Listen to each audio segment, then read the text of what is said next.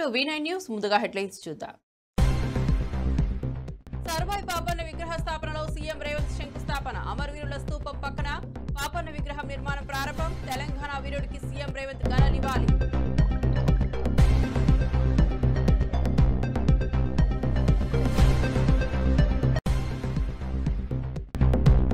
రామంతాపూర్ ప్రమాదంలో గాయపడిన వారిని పరామర్శించిన మంత్రి. క్షతగాత్రుల ఆరోగ్యంపై వైద్యులతో సమీక్ష చేసిన శ్రీధర్ బాబు. రామంతాపూర్ బాధితులకు ప్రభుత్వం అండగా ఉంటుందని హామీ.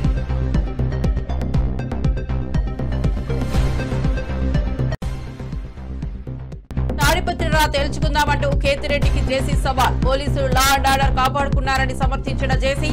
కేతిరెడ్డి ఆరోపణలు ఆధారం లేవని ఫైర్ చేసిన జేసీ ప్రభాకర్.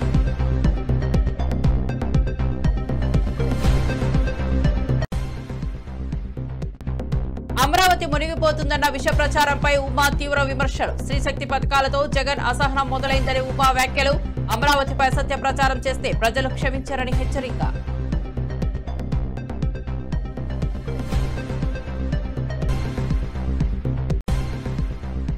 ఇక వార్త వివరాల్లోకి వెళ్తే హైదరాబాద్ లో సర్దార్ సర్వాయి పాపన్న 375వ జయంతి వేడుకలు ఘనంగా జరిగాయి. ఈ సందర్భంగా సీఎం రేవంత్ సెక్రటేరియట్ ఎదుట ఉన్న ప్రాంగణంలో సర్వాయి పాపన్న విగ్రహ స్థాపనకు శంకుస్థాపన చేశారు. అమరవీరుల స్తూపం పక్కన ఈ విగ్రహం నిర్మాణం జరగనుంది.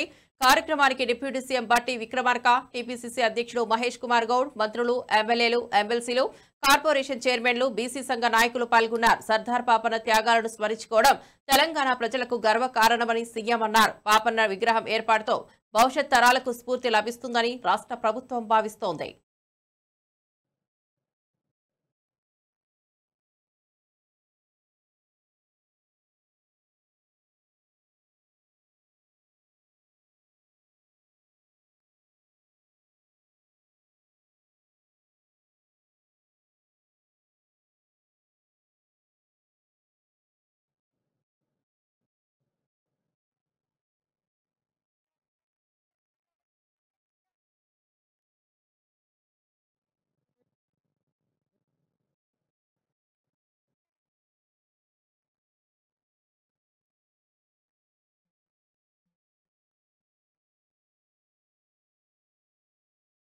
రామంతాపూర్ లో కృష్ణాష్టమి వేడుకల సందర్భంగా జరిగిన దుర్ఘటనపై రాష్ట్ర మంత్రి శ్రీధర్ బాబు విచారం వ్యక్తం చేశారు. గాంధీ ఆసుపత్రిలో చికిత్స పొందుతున్న గాయపడిన వారిని ప్రత్యక్షంగా పరామర్శించారు.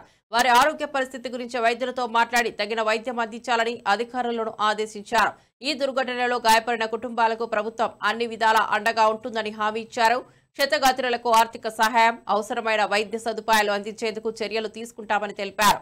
ఇటువంటి సంఘటనలు పునరావృతం కాకుండా ముందస్తు భద్రతా చర్యలు చేపట్టాలని ఆయన సూచించారు. ప్రజల ప్రాణ రక్షణకు ప్రభుత్వం కట్టుబడి ఉందని పునరుద్ఘాటించారు. విషాద ఘటన జరిగింది నిన్న రామంతపూర్ గోకుల్ నగర్లో. నిన్న శ్రీకృష్ణ జన్మాష్టమి సందర్భంలో భక్తులు, అక్కడ ఉన్న యువమిత్రులు గోకుల్ నగర్ పరిసరాల ప్రాంతాలకు సంబంధించి శోభయాత్ర నిర్వహిస్తూ ఉన్న సందర్భంలో ఈ దుర్ఘటన జరగడం చాలా బాధాకరం, దురదృష్టకరం. సంఘటనకు సంబంధించి మరి కలెక్టర్ గారు, అక్కడ ఉన్న అధికారులు ప్రాథమిక సమాచారం మేరకు 5గురు చనిపోవటం, మరో 3 వివిధ ఆసుపత్రుల్లో చికిత్స పొందుతూ ఉన్నారు. ఆ 3 కూడా స్థిరంగా ఉన్నారని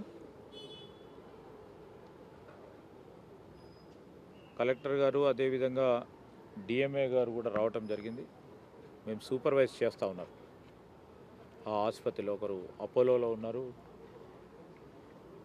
అక్కడ మిగతా దగ్గరలో ఉన్న ప్రైవేట్ ఆసుపత్రిలో వారు చేరటం జరిగింది. తాడిపత్రి రాజకీయాలు మళ్లీ వేడెక్కాయి. మాజీ ఎమ్మెల్యే జేసీ ప్రభాకర్ రెడ్డి మీడియా సమావేశంలో కేతిరెడ్డిపై సవాల్ విసిరారు. తాడిపత్రికి రా తేల్చుకుందామంటూ ఆయన ఛాలెంజ్ చేశారు. పోలీసులు తమ విధులు నిర్వర్తిస్తున్నప్పుడు ఆరోపణలు చేయడం సరికాదన్నారు. కోర్టుల ఆదేశాలు ఉన్నప్పటికీ లా అండ్ ఆర్డర్ కాపాడడం ముఖ్యమని స్పష్టం చేశారు. గతంలోనూ పోలీసులు అడ్డుకున్నా మేం తాడిపత్రి వచ్చిన సందర్భాలు ఉన్నాయని జేసీ గుర్తు చేశారు. కేతిరెడ్డి ఆధారాలు లేకుండా ఆరోపణలు చేస్తున్నారని మండిపడ్డారు. ప్రజాస్వామ్యంలో ప్రజలే తీర్పు ఇస్తారని, ఎవరి బలమేంటో తాడిపత్రి నేలలో తేలుతుందని హెచ్చరించారు.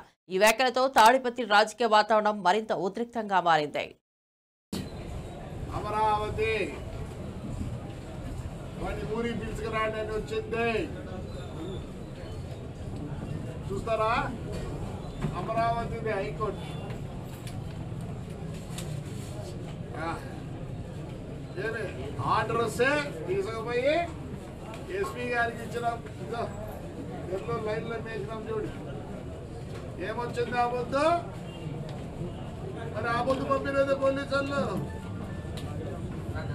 అంటే మీ కలసందర్లో మెలిగినారా పోలీసు వాళ్ళ? ఇవన్నీ ఆర్డర్లే. లాస్ట్కి ఆడిపోయినాము. ప్రెసిడెంట్ ఆఫ్ ఇండియా కూడా పోయినాం. సుప్రీంకోర్టుకి పోతే ఏమనింది, go back to high court, go back to high court. ఆడ మళ్ళీ పర్మిషన్ తీసుకోండి అన్నారు. మరి ఆ పొద్దు పోలీసులు మీ చెప్పు చేతుల్లో ఉన్నారు పోలీసు వాళ్ళు. ఏమే ఎక్కడికి పోయినాం? ప్రెసిడెంట్ ఆఫ్ ఇండియా పోతే ఆయమ్మ ఎస్పీకి రాస్తుంది, ఆయన ఇదేదో చూసి సెటిల్ చేసి ఆ అబ్బాయిని ఇంటికి పంపిండని.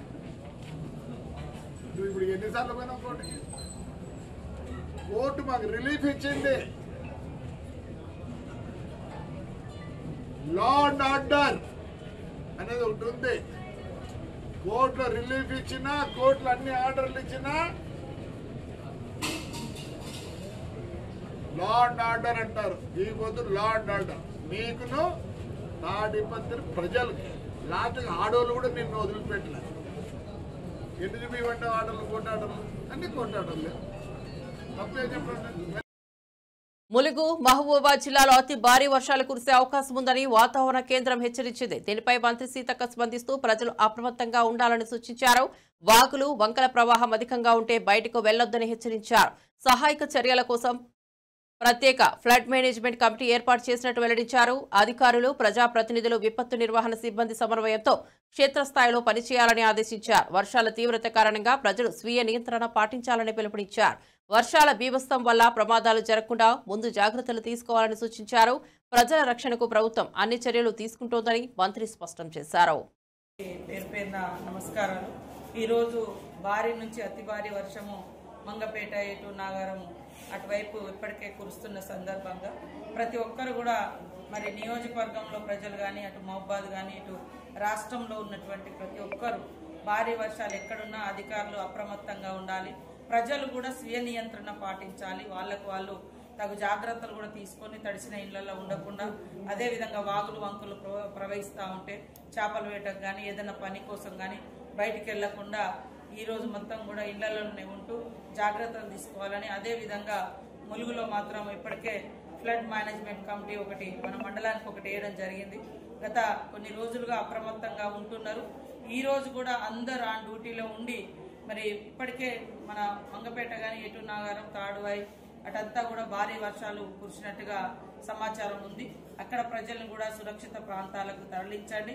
ఎవరెవరికైతే ఎక్కడెక్కడైతే డ్యూటీలు వేసినామో ఆ డ్యూటీలోనే ఉండి మరి ప్రజలకే ఇబ్బంది కలగకుండా తగు చర్యలు తీసుకోవాల్సిందిగా అధికారులను ఆదేశిస్తా ఉన్నాం. ప్రజలకు కూడా విజ్ఞప్తి, మరి ఎప్పుడు ఏ రూపంలో వర్షం అనేది బీభత్సాన్ని సృష్టిస్తుందో తెలియదు.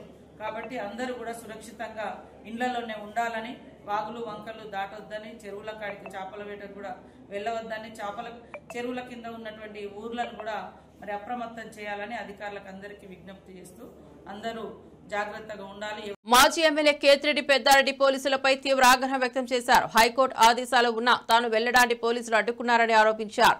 అంతా జేసీ ప్రభాకర్ రెడ్డి చెప్పినట్టే జరుగుతోందని విమర్శించారు. తాను ఎప్పుడు తాడిపత్రిలో రావాలో కూడా జేసీకి అడగాల్సిన పరిస్థితి వచ్చిందని మండిపడ్డారు. పోలీసు వ్యవస్థ మొత్తం నిర్వీర్యం అయిపోయిందని తీవ్ర వ్యాఖ్యలు చేశారు. ప్రజాస్వామ్య వ్యవస్థలో పోలీసులకు అంతలా రాజకీయ ఆధీనత ఉండటం సరికాదని అన్నారు. ప్రజలు చూస్తూ ఉన్నారని, ఈ అన్యాయం ఎప్పటికీ నిలవదని హెచ్చరించారు. ఈ వ్యాఖ్యలతో తాడిపత్రి రాజకీయ పరిస్థితి మరింత ఉద్రిక్తంగా మారింది. లాండ్ ఆర్డర్ ప్రాబ్లం అనే దానికి కూడా దీంట్లో ఇన్స్ట్రక్షన్స్ ఉన్నాయి. మీకు ఇక్కడ ఉండేటువంటి ఫోర్స్ లేకపోతే బయట నుండి తెప్పించుకోమని ఆర్డర్స్ కూడా ఉన్నాయి, అది కూడా బేఖాతరు చేయాలి. నేనైతే ఒకటి ఏం చెప్తున్నా అంటే, మీరందరూ డిపార్ట్మెంట్ అంతా నేను ఒకటే వస్తా, ప్రభాకర్ రెడ్డిని అడుగుతా, ఆయన్ని అడుగుతా, నాయన నేను ఎప్పుడు రావాలో తాడిపత్రికి మీరే చెప్పండి. పోలీస్ అధికారులు కూడా నిర్వీర్యం అయిపోయినారు. ఇక్కడ పోలీస్ అనే వ్యవస్థ మా మీద తప్ప జూలం చూపించేదానికి కానీ అక్రమ కేసులు పెట్టేదానికి కానీ మీరు ఏది చెప్తే అది జరిగే పరిస్థితి ఉంది ఈరోజు రాష్ట్రంలో. మా లీడరే చెప్తాడు, పోలీస్ అధికారులతో నేనే అవసరం చేయమని మున్సిపల్ ఎలక్షన్ జరిపిన. నేను ఎప్పుడు కూడా జేసీ ప్రభాకర్ రెడ్డి ఇంటికి వచ్చి పోతానే, కాన్ఫరెన్స్లో తిరుగుతానే, ఎప్పుడు నేను అడ్డపడాల్సిన పరిస్థితి వచ్చిందంటే ఈరోజు నాకు ఈ పరిస్థితి వచ్చేది కాదేమో. ఆ రోజు నేను కూడా ఇతని మాత్రం ఆలోచన చేసి ఉంటే నాకు ఈ పరిస్థితి వచ్చేది కాదేమో. ఆ రోజు అక్కడుండే కాన్ఫరెన్స్లో ఎప్పుడు కూడా నేను జేసీ కుటుంబం చేస్తున్నటువంటి అరాచకాలు కానీ ఈరోజు పోలీస్ వ్యవస్థ చేస్తున్న వ్యవస్థ కానీ గతంలో లేదు. పంటలలో పురుగు ఏ విధంగా పడితే దాన్ని నిర్మూలించుతారో ఆ విధంగా ఎవరన్నా అసాంఘిక శక్తులు ఉంటే ఆ విధంగా నిర్మూలించుతారో అని చెప్పినాను తప్ప నేను ఫ్యాక్షన్ చేస్తా అని చెప్పలే. చేస్తా అని చెప్పింటే నేను చేసిందును, నాకు ఈ వ్యవస్థ అంతా ఏం కాదు. రాష్ట్రంలో భూముల వ్యవహారంపై రాజకీయ వాదోపవాదాలు మళ్లీ చెలరేగాయి. వైఎస్ఆర్సీపీ అధికార ప్రతినిధి కారుమూరు వెంకటరెడ్డి కూటమి ప్రభుత్వంపై తీవ్రమైన ఆరోపణలు చేశారు. ఎక్కడైనా ఎకరం భూమి కేవలం 99 పైసలకే ఇస్తామని ఎగతాళి చేశారు. అయితే దానికి ఒకే ఒక్క షరతు ఉందని, ముఖ్యమంత్రి చంద్రబాబు లేదా మంత్రి నారా లోకేష్ బినామీలు అయితేనే భూములు ఆ రేటుకు దొరుకుతాయని విమర్శించారు. ప్రజల కష్టార్జిత సంపదను కూటమి ప్రభుత్వం అనుచరులకు పంచిపెడుతోందని ఆరోపించారు. ఈ ప్రభుత్వం పేదల కోసం కాదని తమ వర్గానికి మేలు చేసే విధానాలను అమలు చేస్తోందని మండిపడ్డారు. భవిష్యత్తులో ప్రజలు దీనికి తగిన గుణపాఠం చెబుతారని హెచ్చరించారు. రాజమండ్రి ఎయిర్పోర్ట్ పక్కన కావాలా, లేదంటే మీరు అన్నట్టుగా కర్నూలు ఓర్వకల్లు పక్కన కావాలా, ఓర్వకల్లు ఎయిర్పోర్ట్ పక్కన, మీకు ఎక్కడ ఏ భూమి కావాలన్నా కేవలం 99 పైసలే, కేవలం 99 పైసలు మాత్రమే. అది 1 ఎకరం కావాలన్నా, 10 ఎకరాలు కావాలన్నా, 50 ఎకరాలు కావాలన్నా, 100 ఎకరాలు కావాలన్నా కేవలం 99 పైసలే. కాకపోతే అందరికీ దొరకదండి ఇది అవకాశం. దీనికి ఎలిజిబిలిటీ క్రైటీరియా ఉండాలి. ఏంటి అంటే ఆ ఎలిజిబిలిటీ క్రైటీరియా చంద్రబాబు నాయుడు నారా లోకేష్ కి బినామీలో బంధువర్గమో అయితేనే ఎలిజిబిలిటీ. వాళ్ళకి బస్టాండ్ కావాలన్నా, రైల్వే స్టేషన్ పక్కన కావాలన్నా, ఎయిర్పోర్ట్ పక్కన కావాలన్నా, అట్లా బస్టాండ్ స్థలమే కావాలన్నా, ఎక్కడ కావాలన్నా 99 పైసలకే ఎంటైర్ ఆంధ్రప్రదేశ్ లో మొత్తంలో ఎక్కడ కావాలన్నా కూడా ఇస్తాం. దీనికి సంబంధించి జీవో ఇచ్చారు. ఇది ఆంధ్రప్రదేశ్ లో ఎక్కడ ఎంత భూమి అయినా 99 పైసలే. GO number 32, GO MS number 32, 16/8/2025. Nominal price is defined as 99 పైసా. 99 పైసలు నామినల్ రేట్. 99 పైసలకి ఇచ్చేటట్టు మొత్తం భూమి, అది ఎకరం కాదు, ఎంటైర్ ల్యాండ్. మీకు 10 ఎకరాలు కేటాయిస్తే 10 ఎకరాలకి 99 పైసలే, 100 ఎకరాలు కేటాయించిన 100 ఎకరాలు 99 పైసలే. సో దాంట్లో ప్రత్యేకంగా ఒక దీనికి సంబంధించి ఒక పాలసీని తీసుకొని వచ్చారు. దాని పేరే లిఫ్ట్, అంటే భూముల్ని లిఫ్ట్ చేసే స్కీమ్, భూముల్ని ఎత్తేసే కార్యక్రమం. దాని పేరే lift, land incentive for tech hubs. Lift పేరుతో ప్రత్యేక పాలసీని తీసుకొని వచ్చి ఊరు పేరు లేనటువంటి వరుస కంపెనీలాగా ఎట్లా ఉన్నాయో అలాంటి కంపెనీలకి 99 పైసలకి దోచిపెట్టడం కోసం కొత్తగా ఫార్చ్యూన్ 500 యూరప్ అనేది చెప్పి దాంట్లో ఉన్నటువంటి కంపెనీలకు 500 కంపెనీల్లో ఉంటే ఇస్తామని చెప్పారు. దాంట్లో అసలు 500 కంపెనీలు ఐటీకి సంబంధం లేని కంపెనీలు చాలా ఉన్నాయి, నాన్ ఐటీ సెక్టార్ కంపెనీలు లైక్ రియల్ ఎస్టేట్ ఇవన్నీ. సో దాంట్లో సింగపూర్, స్విట్జర్లాండ్ కి సంబంధించినటువంటి 36 కంపెనీలు ఏదైతే ఉన్నాయి దాంట్లో, అంటే ఎలా వాళ్ళు దోచిపెట్టేటటువంటి కార్యక్రమం చేస్తున్నారు అనే దానికి ఇది ఒక ఎగ్జాంపుల్ కదా. మొన్నటికి మనం చూస్తే ఏఎన్ఎస్ఆర్ అని చెప్పి బెంగళూరుకు సంబంధించినటువంటి ఏదైతే ఒక సంస్థకి 10 ఎకరాలు విశాఖపట్నం మధురవాడలో మధురవాడ ఐటీ హిల్స్ నెంబర్ 3లో 2.5 ఎకరాలు, నెంబర్ 4లో 7.29 ఎకరాలు, మొత్తంగా 10 ఎకరాలు 29 సెంట్లు. 10 ఎకరాలు 29 సెంట్లు కేవలం 99 పైసలు. ఎంటైర్ ల్యాండ్ ఆఫ్ 10 ఎకరాస్, దాదాపు ఎకరం 100 కోట్ల పైన ఉంటుంది. అక్కడ ఏఎన్ఎస్ఆర్ అనే సంస్థకి అప్పచెప్పారు. అలానే చూస్తే కపిల్ చిట్ ఫండ్స్ వాళ్ళకి ఇదైతే ఎకరం 1.5 కోటికి ఇచ్చారు. బట్ కపిల్ చిట్ ఫండ్స్ అనే వాళ్ళు వచ్చి రెసిడెన్షియల్ ప్రాజెక్ట్ కడతారంట అక్కడ. దానికి అక్కడ 50 నుంచి 60 కోట్లు ల్యాండ్ వాల్యూ ఉంటే 50 నుంచి 60 కోట్లు, దాదాపు 70 నుంచి 100 కోట్లు ఉంది. అట్లానే సత్వా రియల్ ఎస్టేట్. సో వీళ్ళ ఇష్టం ఆంధ్రప్రదేశ్ రాష్ట్రంలో భూముల్ని ఇష్టం వచ్చినట్టుగా వాళ్ళ బినామీ కంపెనీలకి దోచిపెట్టి రాష్ట్ర సంపదని దోచేసుకుంటున్నారనడానికి, వేల కోట్ల రూపాయల సంపదను. సో ఎన్ని వేల కోట్ల రూపాయల విలువైన సంపదను దోచుకుంటా ఉన్నారనేది క్లియర్ గా అర్థమవుతా ఉంది. ఇలా దోపిడీకి అడ్డుకట్ట వేయకపోతే ఇప్పుడు ప్రభుత్వ భూములని రేపొద్దున మన ప్రైవేటు భూములను కూడా వాళ్ళు హ్యాండ్ ఓవర్ చేసి మన భూములను కూడా లాక్కునేటటువంటి కార్యక్రమానికి శ్రీకారం చుడతారు. కొత్త పాలసీ అది లిఫ్ట్ అయితే ఇది ఇంకో లిఫ్ట్కే లిఫ్ట్ అని ఇంకో పథకం పెట్టి మన ప్రైవేటు భూములను కూడా మొత్తం దోచేసినా కూడా మనం ఆశ్చర్యపడాల్సినటువంటి పని లేదనేది క్లియర్ గా కనపడతా ఉంది. రాజమండ్రి సెంట్రల్ జైల్లో ఉన్న ఎమ్మెల్యే మిథున్ రెడ్డిని మాజీ ఎమ్మెల్యే కేతిరెడ్డి వెంకట్రామరెడ్డి మరియు వైఎస్ఆర్సీపీ నేతలు కలిసి పరామర్శించారు. మిథున్ రెడ్డి ఆరోగ్యంగా బలంగా ఉన్నారని తెలిపారు. గతంలోనూ ఆయనపై తప్పుడు కేసులు నమోదు చేసి ఇబ్బంది పెట్టారని విమర్శించారు. కోర్టు ఉత్తర్వులను పోలీసులు పట్టించుకోవడం లేదని, అందుకే కంటెంట్ పిటిషన్ దాఖలు చేసినట్లు వెల్లడించారు. ఒక ప్రజాప్రతినిధిని తన గ్రామానికి వెళ్లకుండా అడ్డుకోవడం సరికాదని పేర్కొన్నారు. రాజకీయ పరిస్థితులను ఇబ్బంది పెట్టడమే లక్ష్యంగా పోలీసులు పనిచేస్తున్నారని ఆరోపించారు. మిథున్ రెడ్డికి పార్టీ అండగా ఉంటుందని, అన్యాయంపై పోరాటం కొనసాగిస్తామని వైసీపీ నాయకులు స్పష్టం చేశారు. వెహికల్స్ లో వెళ్ళండి, అక్కడ ఇనఫ్ సెక్యూరిటీ ఇవ్వండి, లా అండ్ ఆర్డర్ ఇష్యూ లేకుండా చూడండి అని చెప్పేసి పోలీసులకు డైరెక్షన్ ఇవ్వడం జరిగింది. కానీ దాని మీద పోలీసులు స్పందించకపోవడం, దాని మీద రియాక్ట్ కాకపోవడంతో మళ్ళీ కంటెంప్ట్ మోషన్ మూవ్ చేయడం జరిగింది. కంటెంప్ట్ కూడా గౌరవ హైకోర్టు వాళ్లకు ఇది చాలా తప్పు, డెమోక్రటిక్ నేషన్లో ప్రజాస్వామ్య దేశంలో ఉన్నప్పుడు ప్రతి పౌరుడికి కూడా వాళ్ళ ఊరికి వెళ్ళడానికి, దట్టు ఒక ఎక్స్ఎమ్మెల్యేని ఊరికి వెళ్లకుండా నిర్బంధించడం తప్పు అని చెప్పేసి 3 రోజుల కింద కంటెంప్ట్ మీద మళ్ళీ వాళ్ళను మందలిస్తూ ఆర్డర్ ఫ్రేమ్ చేసి ఈరోజు 10 నుంచి 11 లోపల మామూలుగా పెద్దారెడ్డి గారికి గతంలో ఇచ్చిన ఆర్డర్లో మీరు ఎప్పుడు వెళ్తే అప్పుడు ఎస్పీకి చెప్పమని చెప్పడం జరిగింది.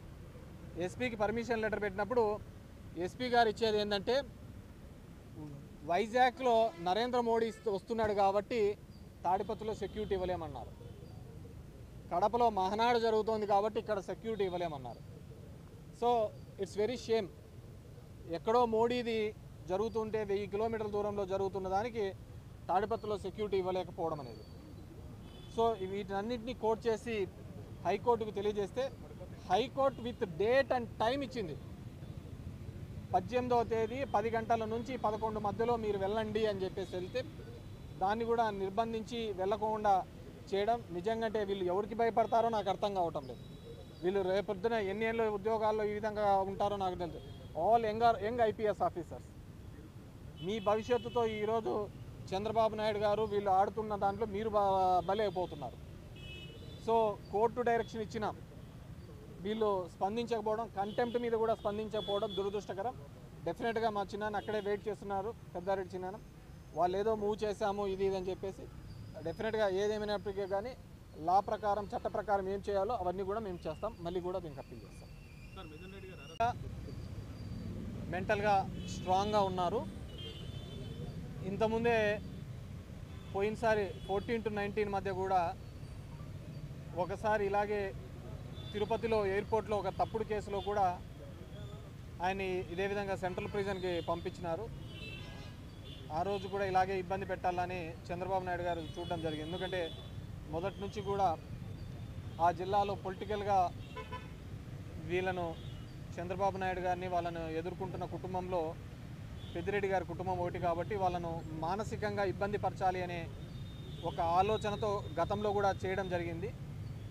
ఇప్పుడు కూడా అదే పద్ధతిలో ఆయన ఇబ్బంది పెట్టాలి అని చెప్పేసి ఒక లేని స్కామ్ను తీసుకొని వచ్చి మిథున్ రెడ్డి గారి మీద నిరాధారంగా జైల్లో ఉంచడం జరిగింది.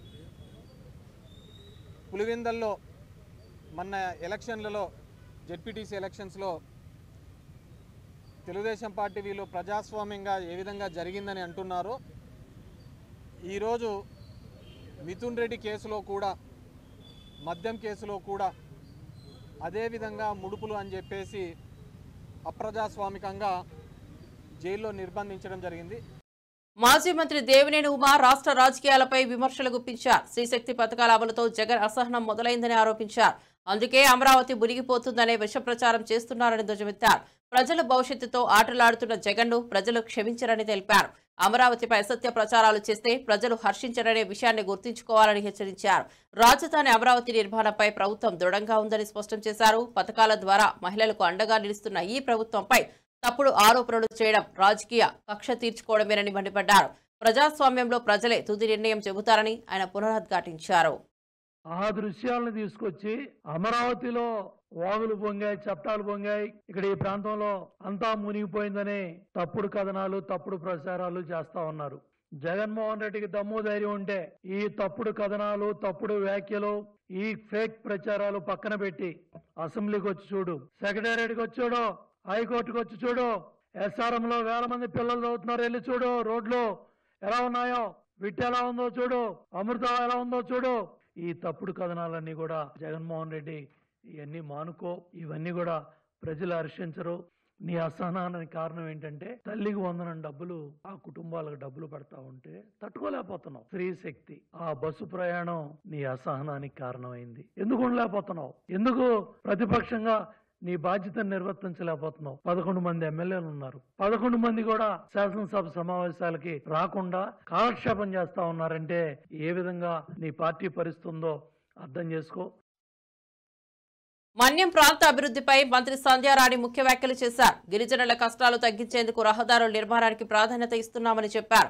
గత 3 ఏళ్లలో డోలీ మోతల్ని పూర్తిగా తగ్గించే దిశగా కృషి చేశామని, ప్రస్తుత సంవత్సరంలోనే 60% మేర సమస్య పరిష్కరించామన్నారు. ఏజెన్సీ ప్రాంతాల్లో రహదారి సదుపాయాలు కల్పించడం ద్వారా ఆరోగ్య సేవలు, విద్య, ఉపాధి అవకాశాలు సులభతరం అవుతాయని వివరించారు. గిరిజన ప్రాంత అభివృద్ధి కోసం ప్రభుత్వం ప్రత్యేక పథకాలు రూపొందిస్తోందని తెలిపారు. ప్రజలకు మౌలిక సదుపాయాలు అందించడమే తమ లక్ష్యమని స్పష్టం చేశారు. ఈ కృషితో గిరిజనుల జీవన స్థాయిలో మార్పు తీసుకొస్తామని మంత్రి సంధ్యారాణి నొక్కి చెప్పారు. అంటే చాలా వరకు తగ్గాయి డోలీ మోతలు, పూర్తిగా అయిపోయాయని మాత్రం నేను చెప్పలేను కూడా. డోలీ మోతలు పూర్తిగా తగ్గాయి. మీరు కావాలంటే చూడండి, 60 to 70% తగ్గించామండి. 1000 నుంచి 1000 దాటే ఇస్తామండి మళ్ళీ ఈ సంవత్సరం కూడా.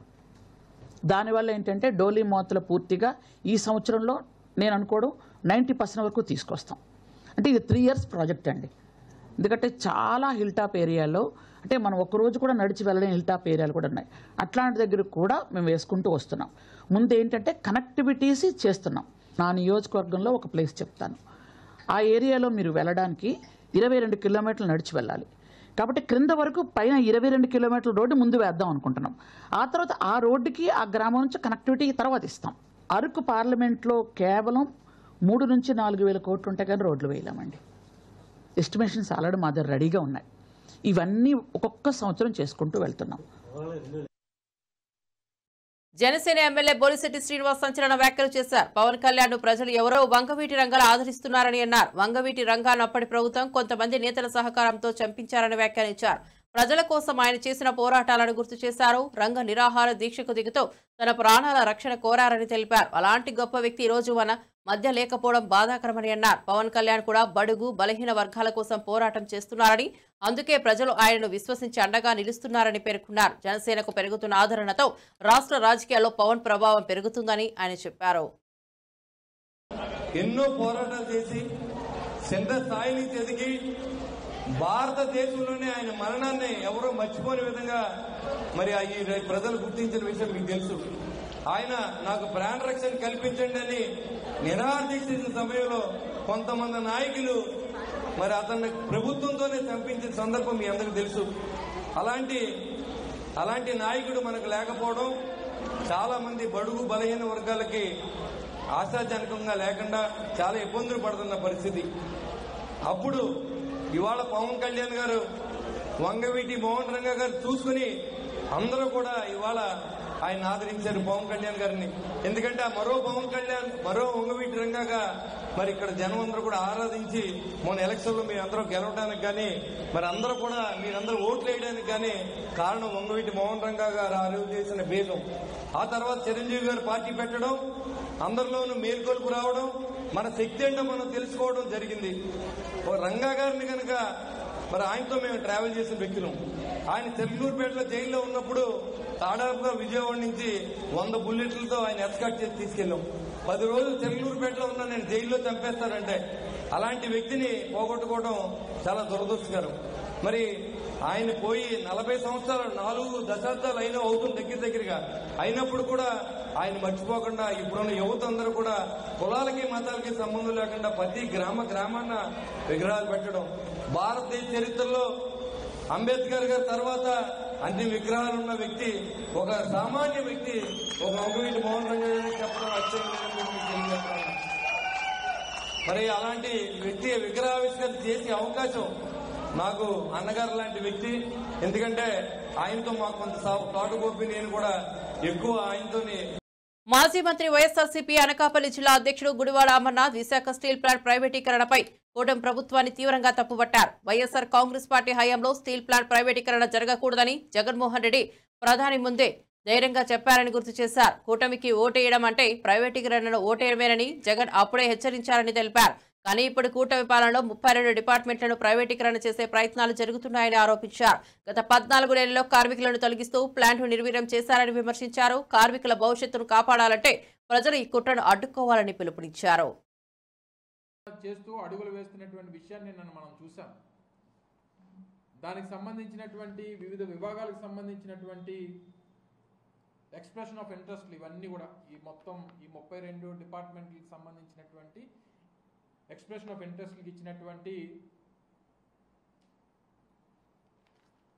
ఏవైతే ఈ నోటీసులు ప్రతి డిపార్ట్మెంట్కి సంబంధించినటువంటి నోటీసు 16/8/2025 అంటే నిన్న కాక మొన్న రాత్రి ఇష్యూ చేస్తూ ఇచ్చినటువంటి నోటీసులు ఇవి. పూర్తిగా అన్ని విభాగాల్ని అనుకుంటా 2021 జనవరిలో ఏ రోజైతే ఆ రోజు కేంద్ర ప్రభుత్వం తీసుకున్నటువంటి డిజిన్వెస్ట్మెంట్ ప్రైవేటీకరణ నిర్ణయం ఏదైతే ఉందో ఆ రోజు నుంచి ఆ రోజు మేము అధికారంలో ఉన్నప్పుడు పూర్తిగా వ్యతిరేకిస్తూ జగన్మోహన్ రెడ్డి గారి నాయకత్వంలో ఎట్టి పరిస్థితుల్లో ప్రైవేటీకరణ చేయడానికి వీల్లేదు అని చెప్పి ఆ రోజు కేంద్ర ప్రభుత్వాన్ని నేరుగా ప్రధానమంత్రి గారు విశాఖపట్నం వస్తే విశాఖపట్నంలో ప్రధానమంత్రి గారు మాట్లాడినటువంటి వేదిక మీద ప్రజలను ఉద్దేశిస్తూ ఆ రోజు ముఖ్యమంత్రిగా ఉన్నటువంటి జగన్మోహన్ రెడ్డి గారు చెప్పినటువంటి మాటలు, ముఖ్యంగా పోరాట కమిటీ ఏదైతే ఉందో పోరాట కమిటీ తీసుకున్నటువంటి ఏ నిర్ణయాన్నైనా పోరాట కమిటీ ఏ పోరాటం చేస్తామన్నా సరే ఆ రోజు ప్రభుత్వంలో ఉన్నటువంటి జగన్మోహన్ రెడ్డి గారు వైఎస్ఆర్ కాంగ్రెస్ పార్టీ ప్రతి పోరాటానికి మద్దతిస్తూ ప్రతి పోరాటంలో పార్టిసిపేట్ చేస్తూ లా అండ్ ఆర్డర్ పరంగా ఏ రకమైనటువంటి ఇబ్బంది రాకుండా వారికి సహకరిస్తూ దాదాపు మేము అధికారంలో ఉన్నటువంటి 2024 జూన్ వరకు అధికారంలో ఉన్నటువంటి ప్రతి సందర్భంలో కూడా వారికి సహకరిస్తూ వారి టెంట్ వేస్తే బీసీల అభ్యున్నతే ముఖ్యమంత్రి రేవంత్ రెడ్డి లక్ష్యమని టీపీసీసీ కల్లుగీత విభాగం చైర్మన్ శ్రీ కె నాగరాజు గౌడ్ అన్నారు. వెనుకబడిన వర్గాల హక్కుల కోసం తీసుకున్న చర్యలో బీసీ బిల్లు రూపకల్పన ఒక చారిత్రాత్మక నిర్ణయమని తెలిపారు. తెలంగాణలో అన్ని వర్గాల అభివృద్ధి కోసం సీఎం కృషి చేస్తున్నారని ఆయన ప్రశంసించారు. బీసీల సాధికారత కోసం ప్రత్యేక విధానాలు అమలు చేయాలని సీఎం చూపుతున్న కట్టుబాటుకు కృతజ్ఞతలు తెలిపారు. ఈ బిల్లు రాబోయే తరాలకు స్ఫూర్తిగా నిలుస్తుందని చెప్పారు. వెనుకబడిన వర్గాల అభివృద్ధి రాష్ట్ర పురోగతికి మూల స్తంభమని వ్యాఖ్యానించారు. రేవంత్ రెడ్డి నాయకత్వంలో బీసీ వర్గాల కలల్ని నెరవేర్చే దిశగా ప్రభుత్వం అడుగులు వేస్తోందని స్పష్టం చేశారు. ప్రత్యేక గౌడ సమాజం నుండి మిగతా కులాల నుండి అన్ని కులాల నుండి వారికి ప్రత్యేక ధన్యవాదాలు తెలుపుకుంటున్నాం.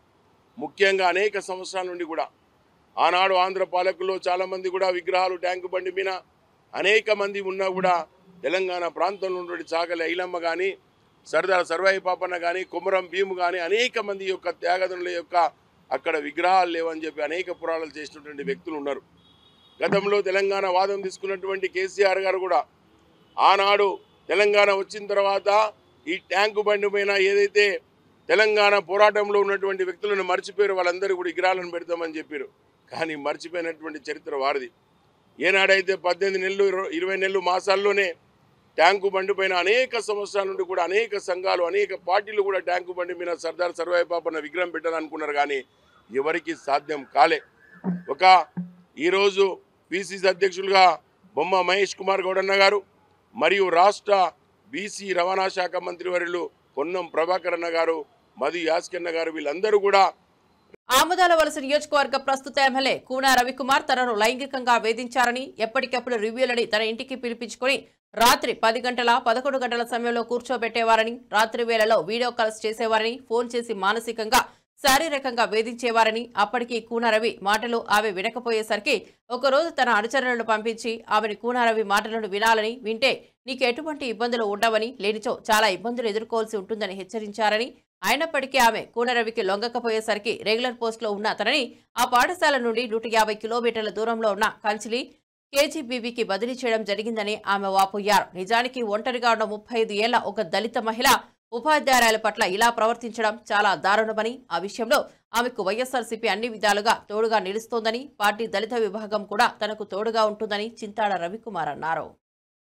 కంచిలి కేజీబీవీకి ట్రాన్స్ఫర్ చేశారని, నేనే గాని తను అనుకున్న తను ఏదైతే కోరుకుంటున్నాడో తనకు లొంగిపోయి ఉంటే నేను మళ్ళీ అదే ప్లేస్ లో ఉండేదాన్నని, నేను అలాంటి అమ్మాయిని కాదని, అలా నేను చేసుంటే నాకు ఈ వేధింపులేవి ఉండేవి కాదని చెప్పేసి ఆవిడ క్లియర్ గా అనేక మీడియా సమావేశాల్లో చెప్పడం జరిగింది. ఈ 2-3 రోజులు మీరందరూ చూశారు. నేను ఒక్కటే సూటిగా ప్రశ్నిస్తున్నాను ఆయన కోన రవికుమార్ గారిని. ఆవిడ ఏదో కుటుంబ సమస్యలతో ఒంటరిగా ఉంది, ఒంటరి మహిళ, దళిత మహిళ, 33 సంవత్సరాలు ఏజ్ ఉన్న ఆవిడ. నీ కూతురు వయసు నీకు 57 సంవత్సరాలు, 57-58 సంవత్సరాలు. నీ కూతురు వయసు ఉన్న ఆవిడ, ఆవిడతో ఇలా ప్రవర్తించడం ఇది సబబేనా?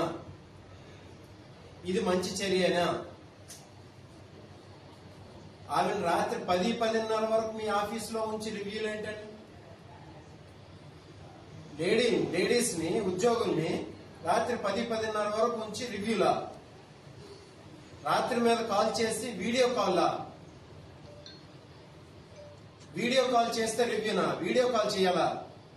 రివ్యూ చేయాలంటే మామూలు కాల్ చేయొచ్చు కదా, గ్రూప్ కాల్ చేయొచ్చు కదా, వాయిస్ కాల్ చేయొచ్చు కదా. వీడియో కాల్ చేయడం ఏంటి? నువ్వు నీకు ఏం అవసరం వచ్చింది రాత్రి మీద వీడియో కాల్ చేసి? ఆ ఫోటోలు చూడండి. వాళ్ళు నైటీలతో ఉంటే వాళ్ళని వీడియో కాల్ పెట్టేసి ఈయన ఒక పక్క వాళ్ళు ఒక పక్క, వాళ్ళ కింద ఉన్న వాళ్ళంట వీడియో కాలే సార్ చేయమన్నారని చెప్పడం అంట. ఎందుకోసం అది ఆవిడ తప్పు చేస్తుంటే అధికారులు అడగాలి. ఎమ్మెల్యేకి ఏం సంబంధం? ఎమ్మెల్యే కలెక్టర్ గారికి గానీ లేకపోతే సంబంధిత అధికారులకు గానీ ₹1,00,000 పెట్టమనండి. నేను తప్పు చేస్తాను చర్యలు తీసుకోమని చెప్పండి. తర్వాత ఆర్జేడీ కూడా వచ్చారు కదా, ఆమెకి అసలు ఇన్ఫర్మేషన్ లేదట. ఆర్జేడీ ఈమె కూడా పిలవాలి కదా, ఈమె కూడా పిలిపించి అడగాలి కదా. అది కూడా భయభ్రాంతులు చేసి వాళ్ళ పిఏ డైరెక్ట్ వెళ్ళి వాళ్ళందరికీ మీరు ఇక్కడ ఒక్కరు కూడా కేజీబీలో ఉండరు, మీరు ఎవరైనా. మరిన్ని అప్డేట్స్ కోసం చూస్తూనే ఉండండి V9 న్యూస్.